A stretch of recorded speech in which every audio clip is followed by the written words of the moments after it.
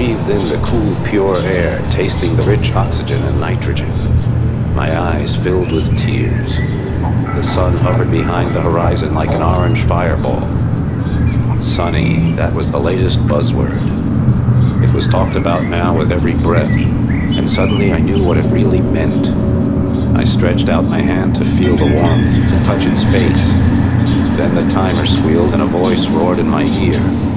Simulation room S23, your time is up. Please move to the fast decompression chamber. 2 hours later, I was back at the helm of my ship, the Zukabus, leaving the pleasure centers of the Malay archipelago behind. The nano-fabric of my pilot's seat massaged my body as I accelerated on full dipole drive, spearing into the black heart of the lifeless ocean like a nightmare shattering a dream. But the oceans were no longer as dead as they seemed.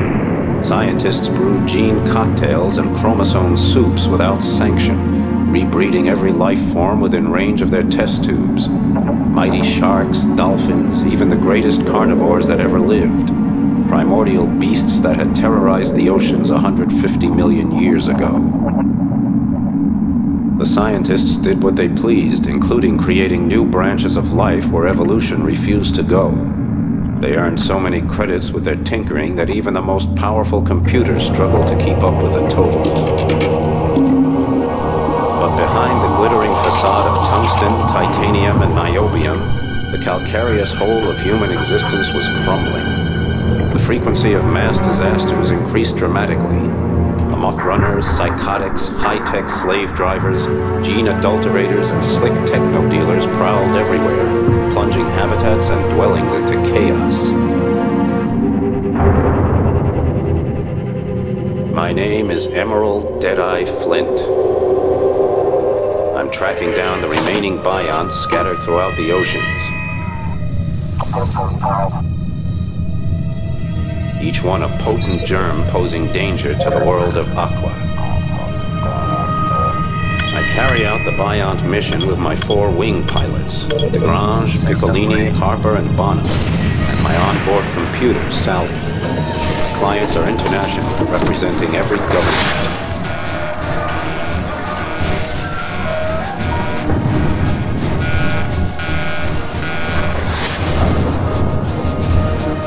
When the Bions appeared out of nowhere 5 years ago, aiming to extinguish human life in the oceans, I had no objection. On the other hand, it didn't hurt my cash box any to give humanity a short reprieve, so I went for the credits. But during the destruction of the Bion stronghold off Australia, called the Survion, my friend Hong Long sacrificed her own life so I could place the final explosive charge. Now I don't sleep too easy. And I won't until every last remnant of the Bion threat has been eliminated. My last job was in Neapolis, the capital of the Atlantic Federation. Neapolis, home to the eccentric techno-bourgeois, a genetically zapped and nano-tuned group wasting their senseless lives trying to establish the optimal political system in Aqua.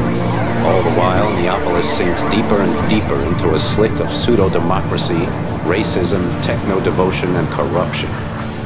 Now the new lie, who call themselves Democrats, are making the capital ungovernable, leading only to endless discussions, bureaucratic acrobatics, and a weakened city with a leaderless army. I was glad I was finished there and on my way to the tornado zone in the Eastern Pacific. People take drugs in the tornado zone instead of ingesting nanorobots for cures, and their free-thinking attitude translates into free action as well. I was homesick, and I missed every screwball and dangerous freak who'd be waiting there to greet me.